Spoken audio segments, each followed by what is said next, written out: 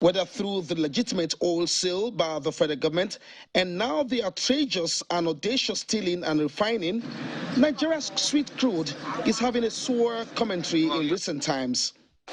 Stories now abound in public domain following our reports on the extent of theft and consequences seen in the sharp drop of production numbers for one of OPEC's significant members. Earlier, Channels Television brought you exclusive pictures, the first by any media station in Nigeria, of one of the suspected stealing points. That offshore platform is known as the Afremo A platform offshore Escravos and is owned by Shell Petroleum Development Company of Nigeria. So this oil platform has 3 main pipelines traveling from here all the way to Escravos, and it is buried under the sea and through this swamp. This is what happens. There are 3 lines here. This is the test line, and that's the line they have decided to use. So it tells you that this is very active. If you look at this line, you see that it's not active. Everything around here is dried. The same with that other one. You can see the screws, the nuts are all dried up. But if you see this place, it raises suspicion. Now, whenever they're ready to siphon oil, they remove this, tighten it all back. It tells you, look at this, it tells you that this is active. This is very active. I mean, it's not well screwed and all of that. So it tells you they do this regularly. They open this valve. Of course, this travels all the way into onshore. So it goes all the way whenever they are ready. You can see that there's nothing connected to this exit point. It's a test line. It is not supposed to be an active line, but look at this. This tells you there's been a fresh onslaught, there's been fresh discharge from this point. This is crude, not engine oil, not any other thing. This is crude. So they connect a hose to this place and run it to a vessel, a flatbed vessel, not the very big ones, a flatbed vessel that can take between like 4 or 5 tons to about 6 tons because of the draft of this side of the water. And so how do you know that this is an active platform? Because if it wasn't, look at this place. Look at this. Look at this. The same point. This is active crude. If this wasn't active, then this crude shouldn't be here. Look at it. This is crude oil. It should be sealed up like this, or sealed up like this, covered. But see, so where is the cover of this pipe is the question. We asked Shell's representative what they knew of this connection or why, despite their claimed surveillance apparatus, didn't capture this. We did not know of this thing until when our guys discovered it when they were doing ground control. When was that? That was on the 1st of this month of October. Just 1 month ago. Yes, one week ago. Just 1 week ago. Yes. Interesting. Yes. Let's go to the next one. Interesting. Interesting. 1 week ago. Given the number of years this might have gone on, the quantity stolen will fall in the region of millions. It was a daring undertaking to follow the crude line to this 2.5 miles location using boats, but an effort worth the risk. No one expects the scale of investigation to be meager. What will be interesting and deterring will be the sheer number of persons who may be involved in these years of suspected racket and how they will be prosecuted, especially how retribution will be made to the country Nigeria. Olu Phillips, Channels Television News. Well, our senior correspondent, Olu Phillips, is not done just yet. Let's now speak with him as he joins us live from the Niger Delta region for more of his reporting on demystifying crude oil theft in the nation. Olu, good evening.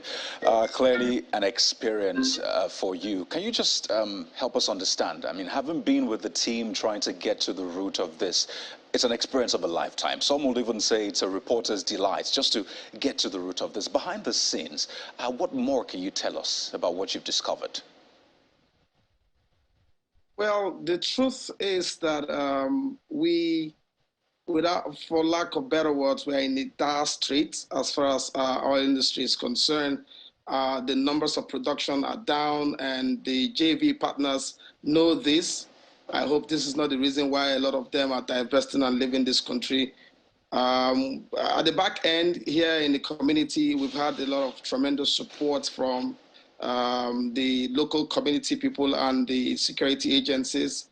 We have very strong support also from the Nigerian military, as dispatched by the Chief of Defense Staff General Leo.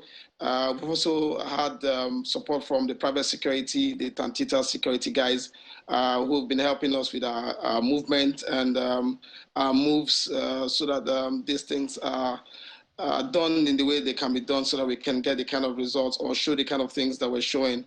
But the situation out there in the Niger Delta is terrible. The environment is devastated, terribly devastated, and I do not see any line of sight in terms of how remediation can be done to that community that is so oil-rich, yet abject poverty actually rules in this area. I spoke to one woman while we crisscrossed the creeks, and she said she was almost down, she was almost in tears, and said, listen, we can't even catch fishes anymore. The least they can get is crawfish, which they have to set all sorts of trap to be able to get. And the young men, and so this is it. I mean, some of the people also, community people who have not known any other life apart from the creek life, and who see more, things like this on TV and see modern life on TV, wonder if also they belong to this country. I'm not a government official, and this is one area I think government officials need to look into. The community also needs a lot of attention, and you also need to need to remove the appetite to want to continue this, even though what we have also seen at the community level is a low-scale level. The more that we've seen, or what we have seen in terms of large scale, has been largely those that are being taken out of the country through the offshore. The community are like the scapegoats, as it were. They are the artisans. They do very little marginal numbers, 1,500, 200 barrels here and there. But we've seen that the large scale of crude that is being stolen out of this country leads through the offshore. And you know that the coastlines of this country needs also serious attention in terms of policing. These are some of the things we've seen in that region. Well, Olu, speaking of that, earlier on we heard ex-militant leader Tompolo speaking about 58 illegal oil blocks that have been discovered so far during this operation. That's huge, just thinking about the magnitude of that. With all of these discoveries, these activities, do you think it will yield positive results at the end of the day? I think one of the smartest moves that the government had made, and as anchored on the instrumentality of the Nigeria National Petroleum Company Limited, led by the GCO Mele Kyari, is the audacious move to involve the locals in trying to get this. So the truth is this is an aquatic area. It's not your usual land area where you understand. So even if you're a trained security operative, you will still need local intelligence to maneuver the creeks and the mangroves and the swamp. We know what we have seen maneuvering through this with the locals. So one of the smartest moves the federal government had done is to engage private security outfits like the ones that popularly said that the High Chief Tompolo has interest in. So what that has done also is that these guys have been able to identify. I think everybody has come to a dire strait where they have said to themselves, listen, our environment is the one that is destroyed. We need to begin to name and shame those who do this. You talk about 58 today. Kayode, I can tell you this for sure, and can tell Nigerians for sure, more and more humongous discoveries will be made as we enter this week. It's the legs are on the pedals, and you will see more discoveries. I'm in the know of a major discovery that is in the works right now that should be a big headline tomorrow on the news, or this week. And this is also now involving the NNPC Limited, also showing some kind of strong resolve to make sure that the barrels return and the environment is remediated. So I think there's a tripartite or tripod kind of approach to this. The community is willing.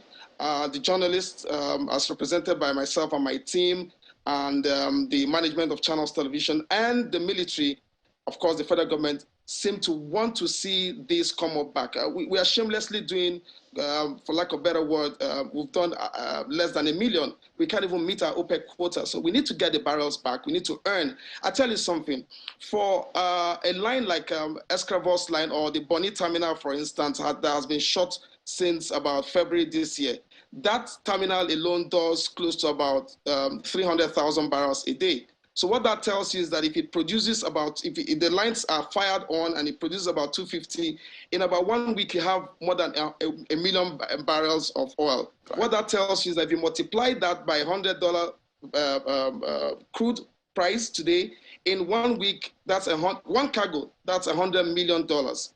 We need all the monies we can get, and right. I think the government knows that this is the way to go.